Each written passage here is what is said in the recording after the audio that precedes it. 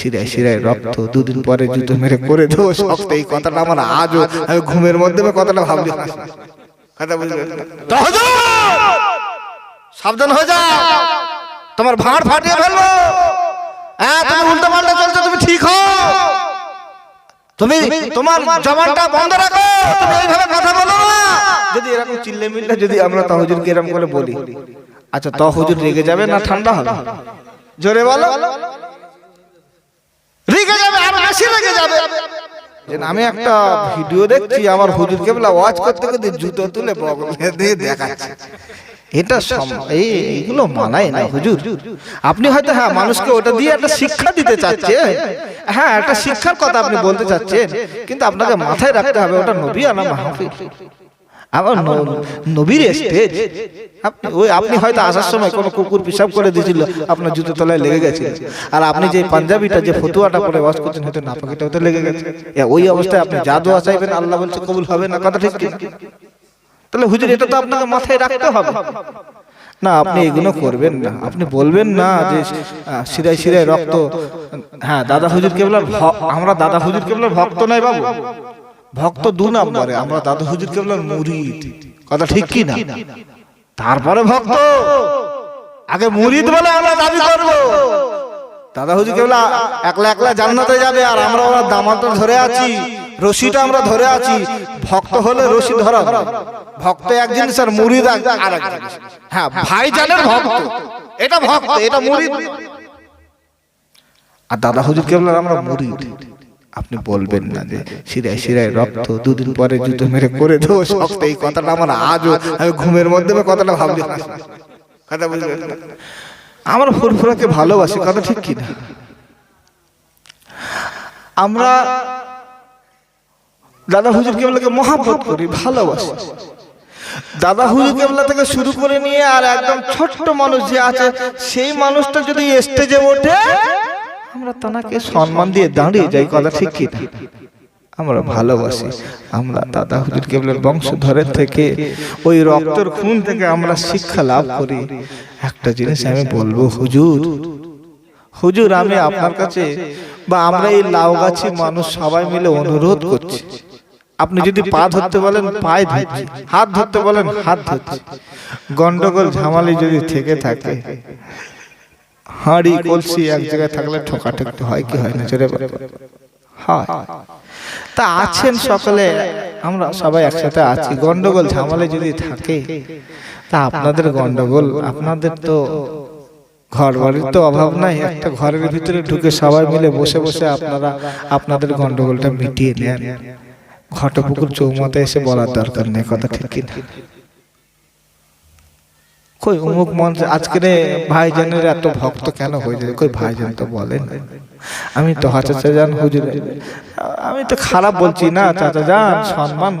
আপনাদের ধুলো আমাদের মাথার উপর, আপনাদের জুতা আমরা বুকে নিয়ে ঘুরি। আপনারা যদি এসে বলে অমুকের ভাঁড় ভেঙে দেবো, কেউ যদি প্রকৃত বলে যে শিরায় শিরায় রক্ত দাদা ভাইজানের ভক্ত, আপনি বলছেন কি যে বলছেন তার বলবি দুদিন পরে জুতো মেরে করে দেবো শক্ত। এই কথা কি ওই হুজুরের মুখে মানায় বলে? আমি হুজুরের ভুল ধরছি না, মনে কষ্ট লাগছে তাই বলছি। যদি শক্ত করার ইচ্ছা হয় তা আপনারা বাড়ি বসে শক্ত করেন। কথা ঠিক কি না? আমাদের সেই সাহস আল্লাহ দেয়নি যে দাদা হুজুর কেবলার কোন খুনিকে আমরা জুতো মেরে শক্ত করব, এ সাহস আমাদের নাই। কথা ঠিক না? সে আমাদের ঘৃণার হুজুর হোক আর আমাদের মহব্বতের হুজুর হোক, যেই হোক, আমরা তাকে গালি দেব না, আমরা তার বিরুদ্ধে কথা বলবো না। জুতো মারা তো দূরের কথা, হুজুর না এরকম বলবেন। হ্যাঁ, আপনি মিষ্টি মুখে তাকে ডেকে বোঝান না। আমার নবী যদি মিষ্টি মুখে, দাদা হুজুর কেবলা যদি মিষ্টি মুখে, খাজা হুজুর যদি মিষ্টি মুখে, যোগী জয়পালকে যদি বুঝাতে পারে, যদি কোটি কোটি মুসলমানকে যদি হেদায়েত করে নিতে পারে, তো হুজুর আপনি একটু সেই মিষ্টি মুখে বলেন না, আপনার ঘরের ছেলেদের ভুল হলে তারা শুধরে নেবে। আপনি এই মঞ্চে এসে আমার তৌহিদুল কিবলা যেভাবে বলছে, মানুষ একটা কষ্ট পাচ্ছে, বিশ্বাস করেন একটা কষ্ট পাচ্ছে।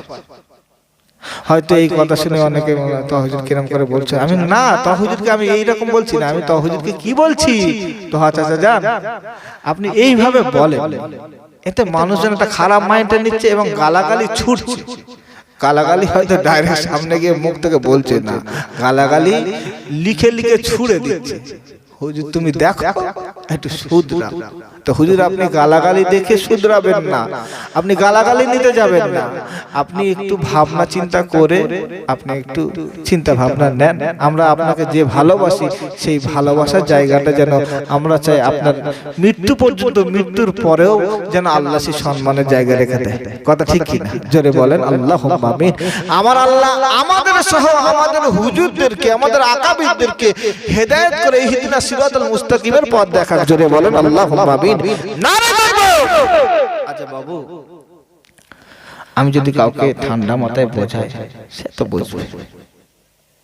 আমি এই কথাটা বলছি, এই ক্লিপটা, এই কথাটা যদি তৌহিদুল কানে যায় বা তৌহিদুল সামনে, হ্যাঁ কই বাংলার তো কোন মৌলানা আমার নাম ধরে এরকম করে বলে না, সাবধান করে না, দুই দিনকার ফোঁচকে এরকম করে বলছে। আশা করি এই ঠান্ডা মাথায় বলছি আমারও মতামত বা আপনাদেরও এই মতামত। কথা ঠিক কি না? এই কথা এগুলো বলা যাবে না। আমার আল্লাহ আমাদের সকল হুজুর ভালো, সকল হুজুর আমাদের ভালো, সবাই আমার মাথার তাজ। আর যদি আমার হুজুরা যদি পা পিছলে, যদি এদিক ওদিক কেউ যদি পা এদিক ওদিক পড়ে যায়, আমার আল্লাহ হলো আলিমুম বিজাতিস সুদূর সামিউম বাসির। আমার আল্লাহ সব জানে। আমার আল্লাহর কাছে আমরা নেক দোয়া চাই, আমার আল্লাহ আমার হুজুরদেরকে, আমার আল্লাহ আমাদের সকলকে সহ হেদায়েত করুক। জোরে বলেন আল্লাহুম্মা আমিন। আর একটু জোরে বলেন আল্লাহুম্মা আমিন। আমার আল্লাহ আমাদেরকে নামাজি হিসেবে কবুল করুক। একটু হাত তুলে বলেন আমার আল্লাহ আমাদেরকে নামাজি হিসেবে কবুল করুক। জোরে বলেন আল্লাহুম্মা আমিন। নারে তাকবীর, নারে তাকবীর, নারে তাকবীর। বাঙালি মানুষ তো, বাঙালিদের বুদ্ধি বেশি, উল্টো পাল্টা হলে ধরে ফেলে। আচ্ছা বাবা, হাতের আঙুলে নখকুনি হয়, কথা ঠিক কিনা? নখকুনি হয় না? এখন এই বাবুর হাতে নখকুনি হয়েছে, এখন ভালো হয় না, ধরে নেন ভালো হয় না, ও এত মেডিসিন দিচ্ছে, এত ওষুধ খাচ্ছে, ভালো হয় না, ডাক্তারের কাছে গেছে। আপনাদের এখানে কাছাকাছি বড় হসপিটাল কোথায়? মিনাখা, মিনাখাই গেছে। ও ডাক্তার বাবু কি করতেছো? না কিছু করিনি, আমি বউটার সাথে একটু গল্প করছি। রেখে দাও ফোন তাড়াতাড়ি, অনেক দূর থেকে এসে। কোথায় না লাউ গাছে। কি হয়েছে? বলে এই দেখো এত ওষুধ খাচ্ছে, আমার নখকুনি ভালো হয় না। তা তুমি এক কাজ করো তো, আমার কোমর থেকে কেটে বাদ দাও। জানাই জ্ঞানী মানুষকে নিয়ে ইশারায় কাফি। আজ বুঝতে পারি শোনেননি তো কোনোদিন এরকম আজ, তো বুঝবেন কিভাবে? নখকুনি হয়েছে, ডাক্তার আমার কোমর থেকে কেটে বাদ দাও, কাজ হবে। কথা বলে অনেক করে কেটে বাদ দিচ্ছি, তো এমন কাজ হবে 40-এর খানা খাইয়ে ছাড়বে। কথা ঠিক কি না? এইটাই বোঝায়। ভাইরা বাবাজিরা, মুসলমানের ছেলেরা, নবীর উম্মত উম্মাতানি, বর্তমান সময়ে কিছু মানুষ বলে ওরা পীরজাদা নাই, হারামজাদা। আবার অনেকে বলছে আরে কার নাম বলছিস না, ও অমুক ভাইজান, না ও অমুক হুজুর, না ও অমুক নেতারা দালালি করে। অনেকে আবার বলে ও দুনিয়ার মানুষেরা, কানটা খাড়া করে শুনে নেন, আর একটু দিলের কান দিয়ে একটু বোঝার চেষ্টা করেন, ভালো করে শোনেন আর দিমাগ দিয়ে বোঝার চেষ্টা করেন। অনেকে বলে আওলাদে রাসূলুল্লাহ, এখন অনেকে আবার বলছে আওলাদে মুনাফিক, মুনাফিক। ভাইরা বাবাজিরা, মুসলমান ছেলেরা, নবীর উম্মত উম্মাতানি। তবে আগে একটা কথা তুলে নিলাম, নখকুনি হয়েছে, ডাক্তারের কাছে গিয়ে বলছে কোমর থেকে কেটে বাদ দাও। এটা চালাকির কাজ নাকি বোকামির কাজ? জোরে বলো। যে এ কাজ করবে তার থেকে অজ্ঞ, তার থেকে মূর্খ, তার থেকে জাহেল, তার থেকে মাথা মোটা, তার থেকে শুকনো, তার থেকে বেকার মার্কা বাংলার জমিনে আর পাওয়া যাবে না। একটা কথা বলবো, আমি না একটু খুলে খালে কথা বলতে ভালোবাসি। লাউ গাছিতে সাইফুল্লাহ ভাই ওয়াজ করেছিল, তার থেকে অজ্ঞ, তার থেকে মূর্খ, তার থেকে শুকনো, ওখান থেকে মুখস্থ করেছিলাম। ভাইরা বাবাজিরা মুসলমানের ছেলেরা, তোমাকে বলতে হবে আমার নকুনি হয়েছে, মানে যদি ভালো না হয় আঙুল কেটে বাদ দাও। তার মানে এটাই বোঝাতে চাচ্ছি, আমার যদি তা হুজুর ভালো না লাগে তা হুজুর থেকে সরে যাও। আব্বাস সিদ্দিকী ভাইজান ভালো না লাগে ভাইজানের থেকে সরে যাও। সানাউল্লাহ ভাইজানকে ভালো না লাগলে সরে যাও। হোসেন সিদ্দিকী হুজুর, কাসেম সিদ্দিকী হুজুরের ভালো লাগে না, হুজুরের থেকে বাদ দাও। তার মানে নকুনি হয়েছে, মানে তুমি এই লোকের কাছটায় আঙুলটাই বাদ দাও। খবরদার খবরদার, কোমর থেকে কাটে বাদ দেবেন না, তাহলে আপনার 40-এর খানা কিন্তু হয়ে যাবে। কেননা আপনি তো মাঝে মাঝে বলে ফেলছেন আওলাদে রাসূল নয়, আওলাদে মুনাফিক, হারামজাদা না, পীরজাদা নয়, হারামজাদা না। এক কথায় বোঝাতে চাচ্ছি, আপনাকে এই হুজুর ভালো লাগে না, ওই হুজুর থেকে সরে যান। ওই হুজুর ভালো লাগে না, ওই হুজুরের থেকে সরে যান। তা বলে আপনি যখন আওলাদে রাসূল নয়, আওলাদে মুনাফিক বলছেন, এই কথাটার অর্থ কি? আপনি বলছেন পীরজাদা নয়, হারামজাদা। এই কথাগুলোর অর্থ কি ভালো করে বোঝেন। মনে করেন কার কথা দিয়ে বোঝায়, মনে পড়লো আছে জুনায়েদ সিদ্দিকী ভাইজান। জুনায়েদ সিদ্দিকী ভাইজানের আব্বার নাম ইউসুফ সিদ্দিকী হুজুর, এনার আব্বার নাম আশিকে রাসূল ছোট হুজুর কেবলা, এনার আব্বার নাম মুজাদ্দেদ সালাম, বাংলার পীর, 52 জেলার পীর, আমার আপনার দাদা হুজুর পীর কেবলা রাহমাতুল্লাহ আলাইহি। এনার আব্বার নাম আব্দুল মুক্তাদির সিদ্দিকী। এমন করে সপ্তম পুরুষ পর্যন্ত চলে যান হযরতে মুস্তাফা মাদানী রাহমাতুল্লাহ আলাইহি। বাড়ি কোথায়? মেদিনীপুর জেলায়। কোথায় কবরস্থান আছে? মেদিনীপুর টাউনে, জেলখানার কাছে। ভাইরা বাবাজিরা মুসলমানের ছেলেরা, এইভাবে যেতে যেতে যেতে যেতে যেতে যেতে একটা সময় পৌঁছে যাবে আম্মা জান আয়েশা রাদিয়াল্লাহু তাআলা আনহার আব্বা জান, আম্মা জান আয়েশা কে ছিল? না আমার রাসূলের স্ত্রী ছিল, মানে আমাদের আম্মা জান আয়েশা রাদিয়াল্লাহু তাআলা আনহার এনার আব্বা জান হযরত সিদ্দিকে আকবর আবু বকর রাদিয়াল্লাহু তাআলা আনহু, মানে এখান থেকে জুনায়েদ সিদ্দিকী ইউসুফ হুজুর ছোট হুজুর, তারপরে আবু বকর রাহমাতুল্লাহ আলাইহি। আর ওখান থেকে হাঁটতে হাঁটতে সিঁড়ি বাইতে বাইতে আবু বকর রাদিয়াল্লাহু তাআলা আনহুর কাছে পৌঁছে যায়। ভাইরা বাবাজিরা মুসলমানের ছেলেরা, চালাক বাঙালি, এইবারে যদি আমার তাহা সিদ্দিকী হুজুরকে ভালো লাগে না, আব্বাস সিদ্দিকী ভাইজান, নওশাদ সিদ্দিকী ভাইজানকে ভালো লাগে না, এনাদের 3 জন 4 জন 5 জন 8 জন 10 জনকে ভালো যদি না লাগে, তার জন্য তুমি যদি বলো হারামজাদা মুনাফিকের বাচ্চা, তার মানে ওনাদের খুন এখান থেকে নবী পর্যন্ত গিয়ে, আবু বকর পর্যন্ত গিয়ে পৌঁছে গেছে। তার মানে এই আবু বকর আব্বাস সিদ্দিকীকে কাটতে গিয়ে, তাহা হুজুরকে কাটতে গিয়ে, তার মানে আপনার রোগটা কোন জায়গায় বোঝেন, রাগটা কোন জায়গায়? তা হুজুরের উপরে, আব্বাস সিদ্দিকী হুজুরের উপরে। এই রাগটা মেটাতে গিয়ে আপনি একেবারে কোমর থেকে কেটে বাদ দিচ্ছেন। তার মানে আল্লাহ নবীর প্রথম খলিফা হযরত আবু বকর রাদিয়াল্লাহু তাআলা আনহুকে গাল দিয়ে বসে আছে। কথা ঠিক না? বোঝাতে পারলাম কি? বাইরে বাবাজিরা মুসলমানের ছেলেরা, নবীর উম্মত উম্মতানি, একটা কথা বলে দিই, কেউ যদি আমার আব্বার নামে গাল দেয়, কেউ যদি আমার দাদুর নামে গাল দেয়, সহ্য করব। নবীর নামে গাল দিলে কি সহ্য করব? আর নবী আর আব্বা দুজনের নামে যদি গাল দেয় কি করব? আব্বারটা হলেও মাফ করব, কিন্তু নবীর যদি গাল দেয় জিভ টেনে ছিঁড়ে কি করব? বার করে নেব। কারণ নবীর আগে কেউ নাই। লা ইউমিনু আহাদুকুম হাত্তা আকুনা আহাব্বা ইলাইহি মিন ওয়ালিদিহি ওয়া ওয়ালাদিহি ওয়ান নাসি আজমাইন। দুঃখ আমার এই জায়গায় লাগে ভাইরা বাবাজিরা মুসলমানের ছেলেরা, নবীর উম্মাত উম্মাতানি, সাধারণ মানুষকে আর কিভাবে বোঝাবো আর কিভাবে বলবো? তবে একটাই জিনিস এখান থেকে বলে যেতে চাই ভাইরা, বাবাজিরা, মুসলমানের ছেলেরা, আপনারা যাকে ভালো লাগবে না তার থেকে দূরে থাকবেন, গাল দেবেন না, গাল দেবেন না, আর ফুরফুরা দরবারকে ছাড়বেন না। কারণ ফুরফুরাকে আমরা আব্বাস সিদ্দিকী ভাইজানকে দেখেছি দিদি, কাসেম সিদ্দিকী ভাইজানকে দেখেছি দিদি, তা হুজুরকে দেখেছি দিদি। আজকের নাম ধরে ধরে বলে যাচ্ছি, ভালো করে বোঝেন। ওমর হুজুরকে দেখে ফুরফুরা চিনিনি, ফুরফুরা চিনিনি। ফুরফুরার নামটা প্রথমে এলো, ফুরফুরার পৃষ্ঠাটা খুললো, সর্বপ্রথম কাসেম সিদ্দিকী ভাইজান মারুফ হুজুরের কথা, ওমর হুজুরের কথা, এহিয়া হুজুরের কথা, ইব্রাহিম হুজুরের কথা, আব্বাস হুজুরের কথা, এমন করে মহসিন ভাইজানের কথা, এমন করে ইসু হুজুরের কথা, জুনায়েদ আবুজার কারোর কথা আসে নাই। ফুরফুরার নামটা খুললে, ফুরফুরার বইটা খুললে, সর্বপ্রথম বাংলার পীর মুজাদ্দেদ জামান দাদা হুজুর কেবলার কথা আসে। ফুরফুরার পরিচয় কি? দাদা হুজুর। আপনি মুরিদ কার?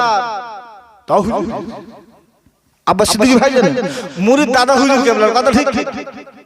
হ্যাঁ, আমি এখানে বসে বলতে পারি, যদি দাদা হুজুর কেবলা জান্নাতে যায় তো আপনাকে নিয়ে যাওয়ার ক্ষমতা কিছুটা হলেও 1% পরিমাণ হলেও আল্লাহ দিয়েছে। কিন্তু বর্তমান সময় এই জায়গাটার নাম ধরবো না, আমার ভরসা নেই। আপনাদের কি আছে না আছে আমি জানি না, তবে আমার ভরসা নেই। আমার ভরসা আমার দাদা হুজুর কেবলার উপরে আছে, তার আগে তো আমার নবীর উপরে আছে। তাহলে ফুরফুরায় আমরা যাব, আমরা জীবনে ফুরফুরায় বাদ দেব না। তালতলা হাটের কাছে যে হুজুরের বাড়ি, ওই হুজুরের ভাল না। শ্মশানের কাছে নতুন হুজুর একটা বাড়ি করেছে, ওই জায়গাও ভালো না। তা ভালো না যেই জায়গায় ভালো না, মানে আঙুলের কাছে ভালো না, শুধু মাছি বসে। তাহলে এইখানটাই কেটে বাদ দেবো, ফুরফুরা মানে কোমর থেকে কেটে বাদ দেবো না। ভাইরা বাবাজিরা, ফুরফুরায় আমাদের যাওয়া লাগবে, আল্লাহ ওলির দরবারে আমরা যাবো। ভাইরা বাবাজিরা, মুসলমানের ছেলেরা, এইবারে আসলে একটা কথা পরিষ্কার করে বলি, দাদা হুজুর কেবলা আর পরিচয়, দাদা হুজুর কেবলা রাজনীতি করেছে না করেনি বলবো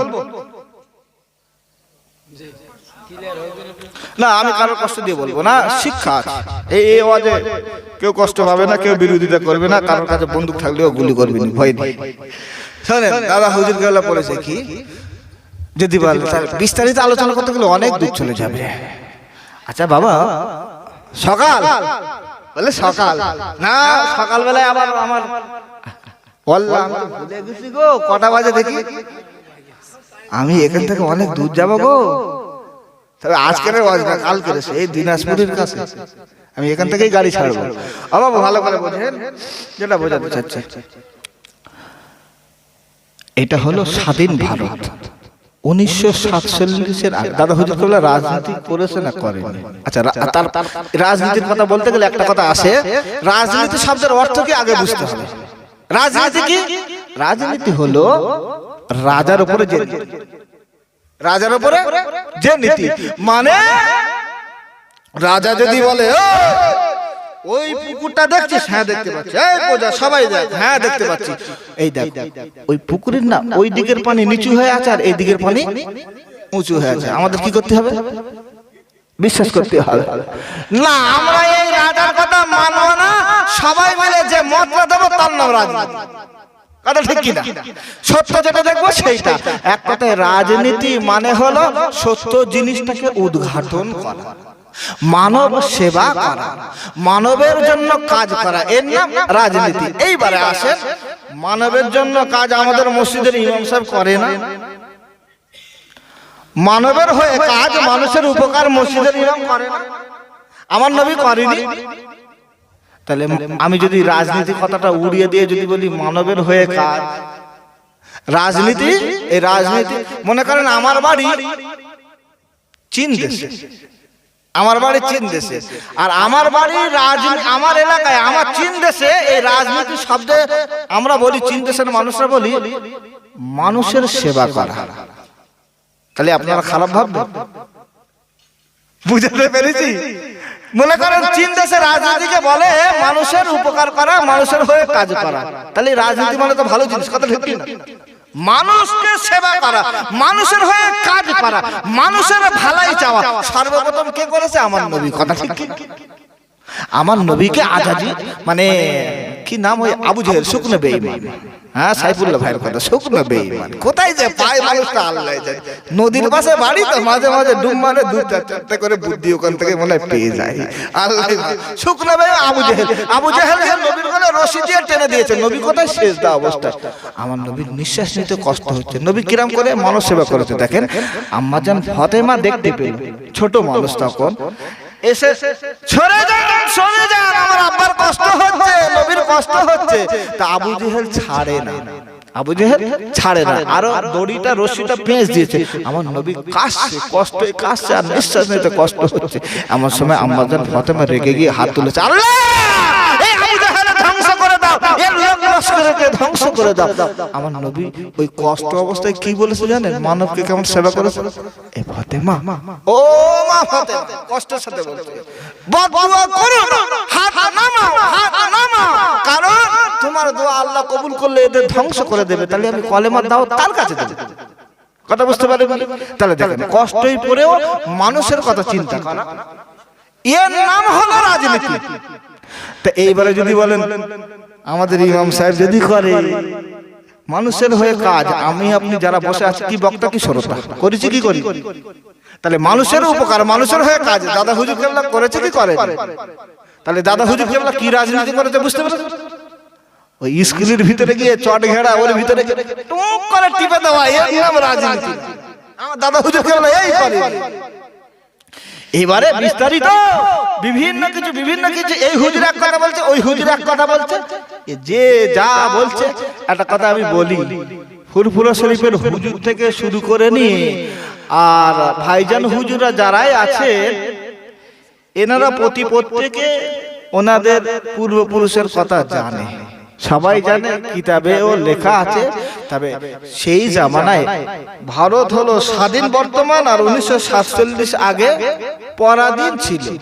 সেই সময় পরাধীনের সময় ভারত কাদের হাতে, রাজকোষ কাদের কাছে ছিল না? সাদা চামড়া যাদের, সাদা শয়তান মানে ইংরেজরা, এদের হাতে ছিল। এরা ভোট করতে দিত না, মানুষের খুন খারাপি করতো, মানে ওরা ওদের মতো দেশ চালাতো। এই সময় বাংলার তথা ভারতবর্ষের যারা গুণীজন ছিল, গুণী ব্যক্তি ছিল, এনাদের সময়ে এনারা একটা প্রতিনিধি করত। একটা এলাকায় একটা জায়গা থেকে দাঁড়িয়ে এনারা একটা করে আওয়াজ দিত। সেই জামানায় এটাকেই রাজনীতি বলা হতো। সেই জামানায় এনারাই বলে দিত যে আমরা এই ভাঙড়, ঘটপুকুর, আমাদের 24 পরগনা এলাকায় আমরা যারা ইন্ডিয়ান মানুষ আছি, আমাদের কাজ কি হবে? আমি ঘটপুকুর, আমি লাউগাছির মানুষ, আমি তো জীবনতলা সবসময় দেখতে পাবো না। তার জীবনতলায় একজনকে নিয়ে করে দিলে তুমি এদেরকে দেখভাল করবে, এদের হয়ে কথা বলবে, আর এদের হয়ে কাজ করবে। আর সবাই তাকে যে সাপোর্ট করতো তার নামই ছিল ভোট, তার নামই ছিল রাজনীতি। আশা করি বুঝাতে পেরেছি হয়তো কথাটা। এইটা ছিল সেই জামানায় এরকম নীতি। আর আজকে যে ভাইজান বা যারাই বলছে দাদা হুজুর কেবলা রাজনীতি করেছে, হ্যাঁ করেছে, কি রাজনীতি সেটা আমি আপনাদের কাছে ক্লিয়ার করে বললাম, খুলে বললাম, যতটুকু বোঝাতে পারলাম। এইবারে আসুন বর্তমান সময় যেটা চলছে, বর্তমান যেটা চলছে ট্রেন চলছে, ও সামনে আপনি যে শুয়ে থাকলে কি আপনার জন্য দাঁড়াবে? এই ওর আব্বা 2 বিঘে ফিশারি আছে, দাঁড়ালি ওর আব্বা আসার সময় ছেলে তুলে নিয়ে যাবে আর 2টা ইলিশ মাছ দেবে, হবে না? তাহলে যারাই করছে ভাবে তারা বিদ্যুতের মতো, মানে ট্রেনের মতো গতি আছে তাদের। কি তো হুজুর বলেন কি আব্বাস ভাইজান বলেন, তাদের গতিটা এমন বর্তমান সময় যেখানে দাঁড়িয়ে যাবে সেখানে হাজার হাজার মানুষ। কথা ঠিক কি না? তার মানে তাদের যে গতি, তারা যেভাবে যাবে সামনে যে পড়বে কাটবে। তা আমি আপনি পড়তে যাব না? আমি আপনি, আমার বাড়িতে বাবা কম্বলও আছে, বিদেশি কম্বল আছে, মা লেপ তৈরি করে রেখেছে, আছে, ঠান্ডার সময় ঘুমাবো না, আমি ট্রেনে চলে যাবো। কথা বলেন না? আমি আমার বাড়ি থাকবো, গরিব মানুষ, হালাল ভাবে ইনকাম করবো, আমি আমার খাবো, আমি আমার নামাজ পড়বো, এলাকার মসজিদ আছে মসজিদে ঢুকবো, আর আমি আমার ইবাদত করে জান্নাতে যাব। সে ইচ্ছা মতো ট্রেন চালাবে, তার সামনে আমি দাঁড়ালি বাবু উড়ে যাবো। কথা ঠিক ঠিক? না, সামনে পড়তে যাবে না। তবে হ্যাঁ, তারা ট্রেন ক্যানিং থেকে ছেড়েছে, এখন শিয়ালদায় নিয়ে যাক না, তারপরে ওটার দায়িত্ব আমাদের। হুজুর তোমরা জয় ধ্বনি তোলা, জয় যখন হয়ে যাবে চাকরি নেওয়ার দায়িত্ব তো ও, আমরা গিয়ে চাকরি নিল। কারণ ঠিক কি বাবু, এর থেকে আর কিরকম করে বোঝাবো আমি আর বিষয়টা বুঝতে পারছি না। তবে এখানে আর একটা কথা ভালো করে বুঝুন, খেয়াল করুন, লক্ষ্য করুন। ও বাবু, আপনার চিন্তা থাকবে আল্লাহ, তারপরে রাসূল, তারপরে মানব। রাজনীতি মানে হলো মানবকে সেবা করা। সেটা আমি সরকারি ভাবে করতে পারি, বেসরকারি ভাবে করতে পারি। সেটা কারোর বাড়িতে এক বাটি তরকারি পাঠিয়েও আমি রাজনীতি করতে পারি। কথা ঠিক কি? তার বাড়ি খাওয়া হয় না, আলু ভর্তা ভাত হয়েছে, আমি এক বাটি তরকারি পাঠিয়ে দিলাম, ওকে সেবা করলাম, এর নামই রাজনীতি। তাহলে ব্যাস, এর উপরে আর কিছু নাই। এবারে আসেন, তবে যদি বলেন দাদা হুজুর কেবলার পরিচয় রাজনীতি না, ওনার পরিচয় নবীর রওজা। এখান থেকে একটা ওয়াজ করি, ভালো করে বুঝুন, খেয়াল করেন। আমার দাদা হুজুর কেবলার পরিচয় রাজনীতির বর্তমানে যে বইগুলো বার হচ্ছে, বর্তমানে যেগুলো রাজনীতি, এই রাজনীতি ভাবতে তো মানুষের খারাপ একটা মাইন্ডে লাগছে। কারণ বর্তমানে রাজনীতিটা একটা নোংরা ভাবে মিস ইউজ করা হচ্ছে। এই জন্য করে মানুষের একটা ন্যাড়ো চিন্তা ভাবনা আসে, মানে খারাপ চিন্তা ভাবনা আসে। রাজনীতি মানে হলো খারাপ না, খারাপ করে ফেলেছে, খারাপ করে ফেলেছে, তাই আমাদের এরকম একটা চিন্তা আসে। কিন্তু দাদা হুজুর কেবলার পরিচয় শুধু এখান থেকে নয়, দাদা হুজুর কেবলার পরিচয় রাজনীতির মঞ্চ থেকেও নয়, দাদা হুজুর কেবলার পরিচয় হলো আমার নবীর রওজা থেকে। একটু জোরে বলেন সুবহানাল্লাহ, আর একটু জোরে বলেন। ভাইরা আমার, বাবাজিরা, মুসলমানের ছেলেরা, নবীর উম্মাতানি, আমি আগে যে কথাটা তুলে এনেছিলাম, যেখানে খারাপ লাগবে সেইটা বাদ দেবেন, তবে খবরদার কোমর থেকে কাটতে যাবেন না। কারণ আমার দাদা হুজুর কেবলাকে আমার নবী স্বয়ং পছন্দ করে কবর সিজদা অবস্থায় আমার আল্লাহর কাছে দোয়া করেছে। আরো জোরে বলেন সুবহানাল্লাহ। ভাইরা আমার, বাবাজিরা, মুসলমানের ছেলেরা, নবীর উম্মাতানি, ভালো করে বুঝুন। আমার দাদা হুজুর কেবলা যখন 4 বছর বয়স, দাদা হুজুর কেবলা তখন মাদ্রাসায় পড়েনি। ভালো করে বোঝেন, দাদা হুজুর কেবলা খুব দিমাগী মানুষ ছিল, মেধাবী মানুষ ছিল, ইংরেজি পড়তো। রাতের বেলায় স্বপ্ন দেখলো আম্মা জান, দাদা হুজুর কেবলার আম্মা জান, ও আম্মা, তোমার ছেলেকে আরবি পড়াও, আরবি পড়াও। তোমার ছেলেকে দুনিয়ার জমিনে আরবির জন্য পাঠানো হয়েছে, ইংরেজির জন্য নয়। দাদা হুজুর কেবলা আরবি পড়তে চলে গেল। সর্বপ্রথম পড়লো কোথায়? সীতাপুরের মাদ্রাসায়। সীতাপুরের মাদ্রাসায় দাদা হুজুর কেবলা পড়লো। এরপরে চলে গেল হুগলি মাদ্রাসায়। তবে হুগলি মাদ্রাসাটা যেটা বন্ধ ছিল, আব্বাস সিদ্দিকী ভাইজান মেহনত করে মাদ্রাসাটা খুলেছে। তার মানে এই জায়গায় ভাইজান ভালো করেছে। বলবো কি বলবো না? ভালো করেছে, বলবো ভালো করেছে। নবীর ঘর খুলেছে। এর ওসিলায় আমার দাদা পীরের আওলাদকে আমার আল্লাহ যত সম্মান দিক, জোরে বলেন আল্লাহুম্মা। আমার ভাইজানকে যদি আমার আল্লাহ তাম পৃথিবীর যদি একটা চেনা মুখ করে সত্য নেতা হিসাবে, আমাদের অসুবিধা আছে কি? রাগ হবে না? আমার আল্লাহ কবুল করুক। কি কথা ঠিক কি না? এই আজকে কি বার? রবিবার না? এই বুধবারে মমতা ব্যানার্জির অক্সফোর্ড ইউনিভার্সিটিতে ভাষণ দেওয়ার কথা ছিল। তাহলে বাঙালি হিসাবে আমাদের একটা গর্ব। ওই জায়গায় যদি আমার আব্বাস সিদ্দিকী ভাইজান যায়, আমাদের রাগ হবে? আমার পীরের আওলাদ কাছে আমার গর্ব হবে। কথা ঠিক কি? ভাইরা, বাবাজিরা, মুসলমানের ছেলেরা, এরপরে দাদা হুজুর কেবলা কলকাতায় এসে পড়াশোনা করলো। এরপরে দাদা হুজুর কেবলা মাওলানা হয়ে গেল, টাইটেল পাস হয়ে গেল। কিন্তু যারা শিক্ষিত মানুষ হয়, শিক্ষার খিদা কিন্তু বুড়ো বয়সও কমে না। একটা বক্তার নাম বলি, নাম তার মাওলা বক্স, নাম শুনেছেন? তাহলে কি বলতে? হ্যাঁ, ওয়াজ শুনেছি। আগের দিন মানে নদীতে দেখা হয়েছিল। আমি একটা ওয়াজ করেছি, উনি বসে বসে শুনছে। তা উনি স্টেজে ওঠে, আমার গালে আগে চুমু খেয়েছে। চুমু খেয়ে একটু আড়ালে লিয়ে গিয়ে বলে, এই ওয়াজটা সে কবে করেছিলাম ভুলে গেছে, কোন কেতাবে আছে বলেন দেখি, আমার একটু জানা দরকার আছে। ফের তার মানে কি বলেন? ওই মানুষটার 80-90 এর কাছে বয়স হয়ে গেল। যারা শিক্ষিত মানুষ, জ্ঞানী মানুষ, শিক্ষার খিদা মেটে না। তো মনে করতে পারতো, ওরে বাবা, 2 দিন পরে তো আজরাইলের সাথে তারপরে কি করবো নাকি? কিন্তু জানলো। ঠিক একই ভাবে আমার দাদা হুজুর কেবলার একটা ছোট্ট পরিচয় নেন। ঠিক একই ভাবে দাদা হুজুর পীর কেবলা রহমাতুল্লাহ আলাইহির পরিচয় রাজনীতির মঞ্চ থেকে নাকি আল্লাহর নবীর রওজা থেকে ভালো করে বোঝেন। দাদা হুজুর কেবলা বলল, না এখন আমার ভিতরে শিক্ষা বাকি আছে। এইবারে দাদা হুজুর কেবলা কলকাতায় খিদিরপুর ডগে চলে গেল, ওখান থেকে মুম্বাই চলে গেল, ওখান থেকে জাহাজে করে সে জামানায় মদিনার জমিনে পৌঁছে গেল। মদিনার জমিনে দাদা হুজুর পড়াশোনা করতে করতে মৌলানার পরে 18 বছর মদিনার জমিনে পড়াশোনা করলো। মদিনার জমিনে সে জামানায় দাদা হুজুর কেবলা এত বড় আল্লাহর ওলি মানুষ, এত বড় আলেম মানুষ হয়ে গেছিল। আমার দাদা পীর সে জামানায় 40টা হাদিসের কিতাবের সনদ লাভ করেছিল। 40টা হাদিসের কিতাবের সনদ মানে কি? সনদ আপনারা সাধারণ মানুষ বুঝবেন না, যারা মৌলানা তারা সনদ মানে বুঝবে। তো এখানে বোঝানোর জন্য বলি, এই ভাইজানের নাম হলো হাদিস। কি নাম ভাই?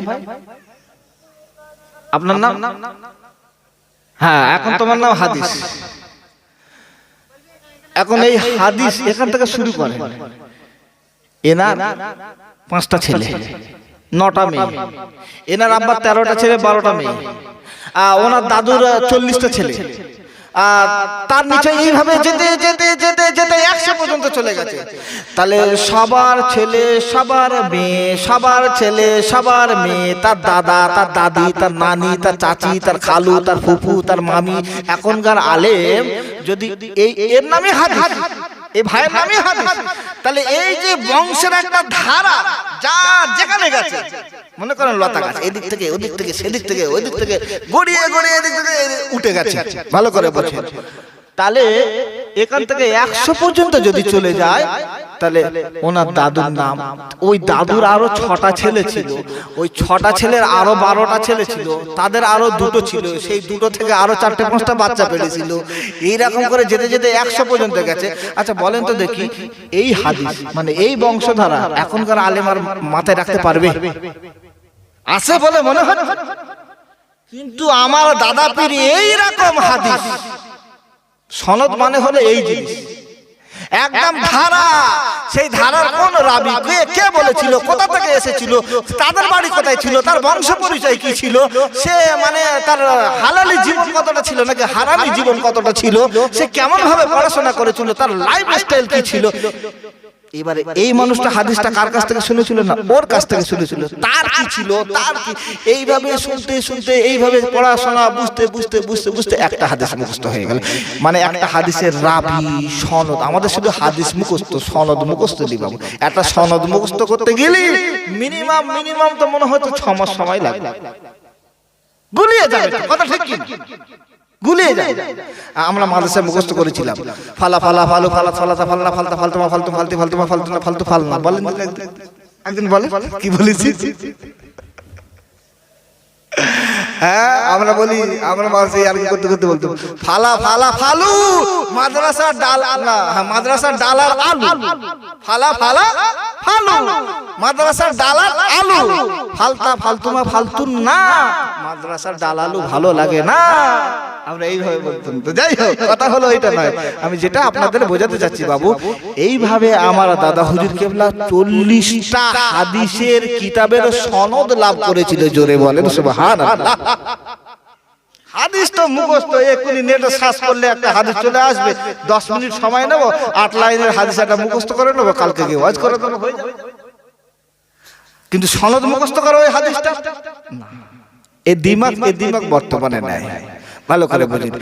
তাহলে যাতা আলেম হয়েছিল দাদা হুজুর কেবলা, আর শিক্ষার কতটা গভীরতা ছিল এবারে বুঝতে পারছেন। ভাইরা বাবাজিরা, মুসলমানের ছেলেরা 18 বছর মদিনায় কেটে গেল। আমার আপনারা দাদা বাংলার জমিনে চলে আসবে। এই 18 বছরের জিন্দেগিতে শুধু পড়াশোনা করে নাই, নবীর সাথে কেমন সম্পর্ক করেছিল, দাদা হুজুরের পরিচয় রাজনীতির মঞ্চ থেকে নাকি দাদা হুজুর কেবলার পরিচয় নবীর রওজা থেকে, এইবারে বুঝে না। আমার দাদা পীর মদিনায় পড়াশোনা করলো। আমার সময় বাংলার জমিন, ইন্ডিয়ার জমিনে একটা মানুষের নাম বলি, ভালো করে বোঝেন। ওই মানুষটার নাম হলো হযরতে হুসামউদ্দিন মাদানী। হযরতে হুসামউদ্দিন মাদানী রহমাতুল্লাহ আলাইহি। এই মানুষটা হলো একজন দেওবন্দের মানুষ, মানে তাবলীগ জামাতের মানুষ। আর দাদা হুজুর কেবলা আহলে সুন্নাত ওয়াল জামাতের আকীদার মানুষ। তাহলে মারামারি হবে কি হবে না জোরে বলে? মারামারি হবে? জ্ঞানী মানুষ হবেনি। আমি ফুরফুরা তুমি তবলিগ, মারামারি হয় কি হয় না? তোকে বাড়ি খাবো নি, তোদের ইমাম সাহেব পিছনে নামাজ পড়বো, আল্লাহ কিতনা বড় মুফতি সাহেব, ওই ইমাম সাহেব পিছনে নামাজ পড়ে ফতোয়া দিচ্ছে কেন? না তবলিগ। তবলিগ মানে কি রে? তুই যে তবলিগের গাল দিবি, তবলিগ মানে তবলিগ তো আরবি শব্দ, ভালো জিনিস তো, ওটা ফুরফুরা মাদ্রাসায় তো পড়ানো হয়। তবলিগ তো দাদা হুজুর কেমলা করেছে রে পাগলা, তবলিগ তো আমিও করি, তবলিগ তো দাদা হুজুর করে, আপনার হুজুরও করে, সব হুজুর করে। তাবলীগ, তাবলীগ মানে ইউবাল্লিগু তাবলীগান, মানে তাবলীগ শব্দের অর্থ হলো ইসলাম প্রচার করা। বাংলা অর্থ কি জোরে বলে? ইসলাম প্রচার করা। ইসলাম প্রচার কে করে না? দাদা হুজুর কেমন করেনি? করেছে বলেই তো আজকে আমরা মুখে দাড়ি পেয়েছি, কথা ঠিক কি না? এর নাম তাবলীগ। তা এই ফতোয়াবাজি বন্ধ করে দেন এবারে একটু। এখন মুসলমান এক হওয়া দরকার, কথা ঠিক কি? আমরা শুধু এই তবলিগে ফুরফুরা আহলে হাদিস জামাতে ইসলাম এই উল্টা পাল্টা এদিক ওদিক নেড়াতাল ভেড়াতাল এটা ওটা, আমরা শুধু ভাগ ভাগ ভাগ ভাগ পিস পিস পিস পিস করছি। তো অন্য গায়ের কমরা আমাদের কি করবে? ছেড়ে দেবে? ধরে চুমু খাবে আর ফুলিয়ে দেবে নাকি গো? আমরা একটু একত্রিত হই, একে অপরের গাল দেব না। তাহলে যে কথা বোঝাতে চাচ্ছি ভালো করে বোঝেন। হযরত হুসাইনুদ্দিন সাহেব উনি একটা কিতাব লিখেছিল, যার বাংলা নাম হলো স্বপ্ন যোগে দয়ার নবী। স্বপ্ন যোগে দয়ার নবী। আমি হুসাইনুদ্দিন মাদানী রাহমাতুল্লাহ আলাইহি দেওবন্দ মাদ্রাসায় 17 বছর বুখারী শরীফের হাদিস পড়িয়েছে, মানে কোরআন শরীফের পরে যে হাদিসের স্থান, এই হাদিসটা দেওবন্দের মাদ্রাসায় কত বছর বললাম? 17 বছর। মনে থাকবে তো? 17 বছর পড়িয়েছিল। বাইরা বাবাজিরা তারে যা আলেম নয়, যে মাদ্রাসায় तमाम পৃথিবীর জমিনে 2 নম্বর মাদ্রাসা, যে মাদ্রাসায় অন্য ছেলেরা পড়তে আসে, সেই মাদ্রাসায় কিন্তু বুখারী শরীফ পড়াচ্ছে। এই মানুষটা একটা কিতাব লিখলো, দেওবন্দের আলেম একটা কিতাব লিখলো, কিতাবটার নাম হলো স্বপ্ন যোগে দয়ার নবী। উনি এই কিতাবের মধ্যে 18 নম্বর পৃষ্ঠার মধ্যে লিখে দিল, বাইরা বাবাজিরা মুসলমান ছেলেরা নবীর উম্মত উম্মতানি। ওই মানুষটা বলে, ও ফুরফুরা মুরিদ ভক্তরা, বাংলার মানুষেরা, ইন্ডিয়ান মানুষেরা, আমি এই কিতাবের মধ্যে জানিয়ে দিলাম, আমি হুসাইনুদ্দিন মাদানী রাহমাতুল্লাহ আলাইহি, আমি আমার নবীকে 17 বার স্বপ্নে দেখেছি। তা আমাদের কি হয়? 17 বার দেখেছে, আলহামদুলিল্লাহ। ঠিক এখানে ব্যাপার কি? আমার দাদা হুজুর কেবল পরিচয় এখানে কি? এবারে আসেন ভাইরা বাবাজিরা, মুসলমানের ছেলেরা নবীর উম্মত উম্মতানি। এমন সময় পরের লাইনে উনি জানিয়ে দিল, আমি 17 বার আমার নবীকে স্বপ্নের মাধ্যমে দেখেছি, কিন্তু আমি হুসাইনুদ্দিন জানিয়ে দিলাম আমি আমার নবীকে যতবার আমার নবীকে দেখেছি, যতবার আমি আমার নবীকে স্বপ্নের মাধ্যমে দেখেছি, ততবার আমি আমার নবীর পাশে একটা মানুষকে বসে থাকা অবস্থায় দেখেছিলাম। তিনি হলেন বাংলার পীর, বাংলার মুজাদ্দিদ জামান হযরত আবু বকর রাহমাতুল্লাহ আলাইহি। বাংলার মানুষ যাকে দাদা হুজুর কেবলা নামে চেনে। কি বলল? আমি আমার নবীকে 17 বার স্বপ্নের মাধ্যমে দেখেছি, আর যতবারই দেখেছি ততবার আমার নবীর পাশে একজন বসে আছে। কে? ফুরফুরার পীর দাদা হুজুর। একটু জোরে বলে, আর একটু জোরে বলে। আর দাদা হুজুর কেবলা সমাজের ভালাইয়ের জন্য বাবু মঞ্চে উঠেছিল, বলেছিল বাবা এইভাবে চলো, এটা সঠিক পথ, ওইভাবে চলো। হ্যাঁ, দাঁড়িয়ে দাঁড়িয়েও বক্তব্য দিয়েছে। তাহলে পরিচয় কোনটা নেবো? নবীর পাশে বসে থাকা ওইটা, নাকি যেসব মঞ্চে মানে মুতে পানি নেয় না যারা ওঠে, তাদের মঞ্চে আমার দাদা হুজুর কেবলা মনে করেন উঠে মানুষের ভালাই কথা বলেছিল? যদিও ভালো করে বোঝেন, তাহলে আমরা এই পরিচয় নেবো না ওই পরিচয় নেবো?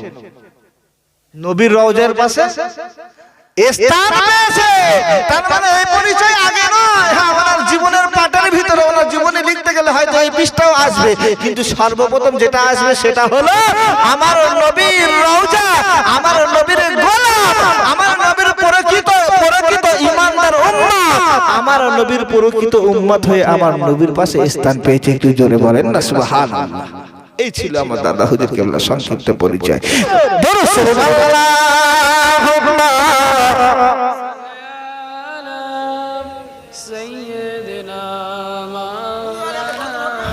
মোল্লা বলে আবার গজল, একুশে আমি দুটো গজল জানি, তা আবার ছোটবেলায় শুনছি।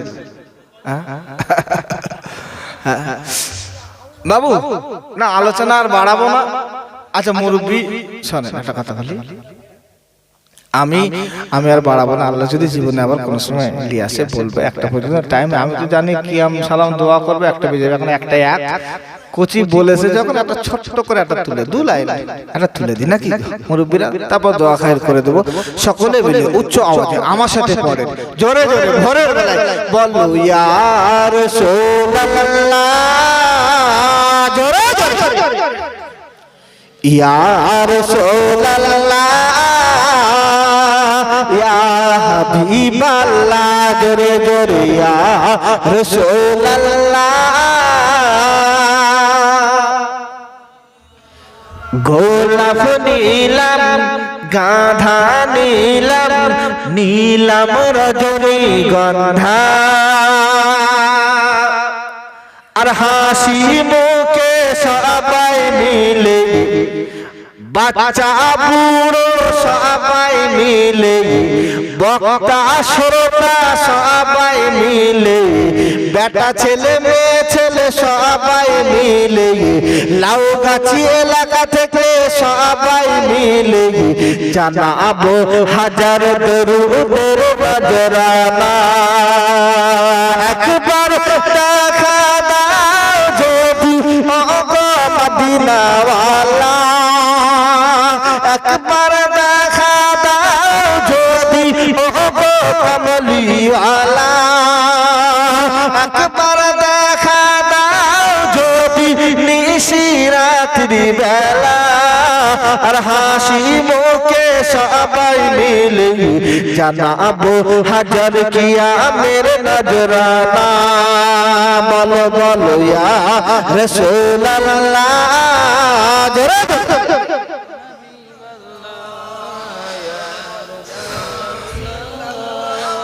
সাদা ফুলকে প্রশ্ন করি তুমি রংটি কোথায় পেলে,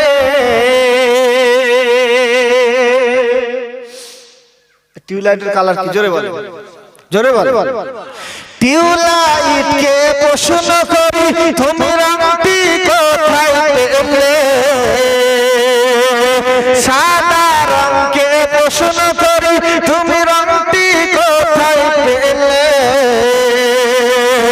দয়ার নবীর দাঁত মুবারক, দয়ার নবীর দাঁত মুবারক সাদা ছিল বলে। আর একটু জোরে হবে নারে তাকবীর, আরে ভোরের বেলায় আর একটু জোরে নারে তাকবীর।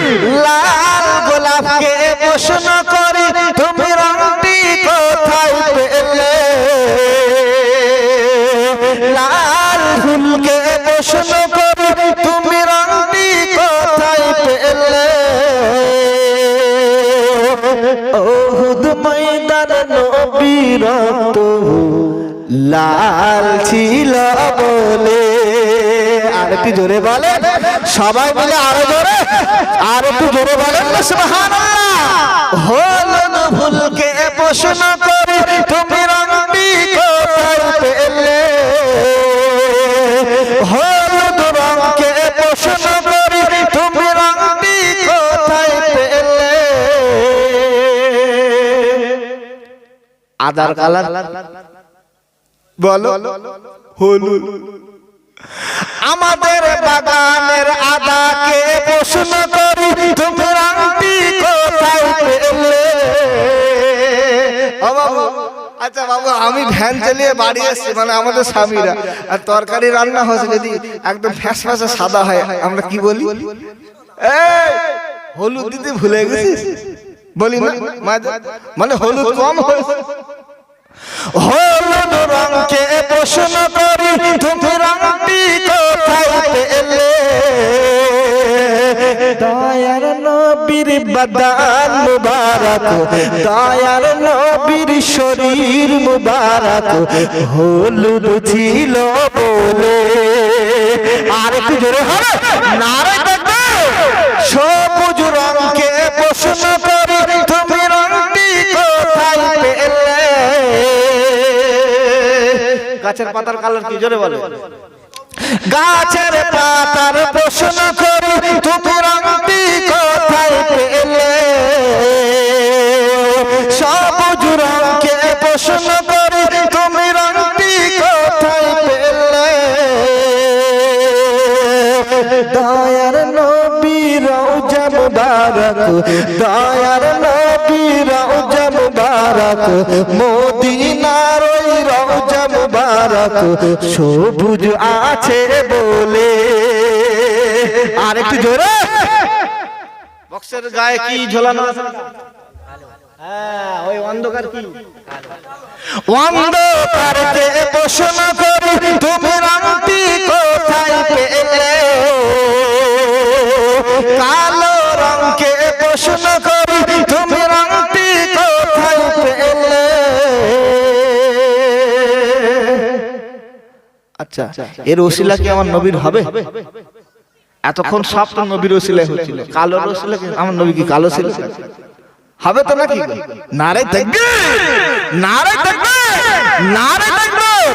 মহান সালে সাওয়া, মহান সালে সাওয়া, মক্কা মদিনা শরীফ। নারে তাকবীর, নারে তাকবীর। কালো রঙকে প্রশ্ন করি তুমি রঙটি কোথায় পেলে? দয়ার নবীর চুল মুবারক, দয়ার নবীর কেশ মুবারক, দয়ার নবীর দাড়ি মুবারক, দয়ার নবীর জুতা মুবারক কালো ছিল বলে। আরেকটু জোরে। তাই লাল সাদা সবুজ হলুদের দোকান থেকে ফুল নিয়ে ছেলেরা গেঁথেছে সুন্দর মালা। তাই হাসি মুখে সবাই মিলে লাউ গাছ এলাকা থেকে সবাই মিলে জলসা কমিটি সবাই মিলে জানাবো হাজার দরুদ। একবার দেখা দাও যদি ওগো মদিনাওয়ালা, একবার দেখা দাও যদি ওগো কমলিওয়ালা, একবার দেখা দাও যদি নিশিরাত্রি বেলা।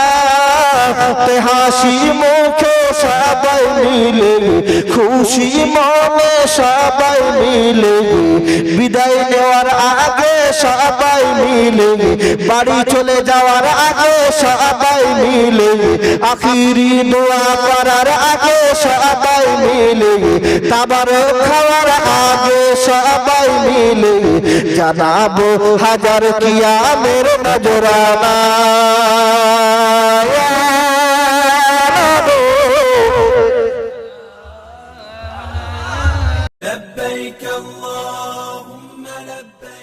আল মদিনা ট্যুর অ্যান্ড ট্রাভেলসে আপনাকে স্বাগত। বিশ্বস্ত প্রতিষ্ঠান, অভিজ্ঞ মুআল্লিমের অধীনে সঠিকভাবে হজ করতে চান? পবিত্র মক্কা মদিনায় ইসলামের ঐতিহ্যবাহী নিদর্শন পরিদর্শন ও জিয়ারত করতে চান? তাহলে আর দেরি নয়। আল মদিনা ট্যুর অ্যান্ড ট্রাভেলসে হজ ও ওমরার অগ্রিম বুকিং চলছে। আজই যোগাযোগ করুন স্ক্রিনে দেওয়া এই নাম্বারে।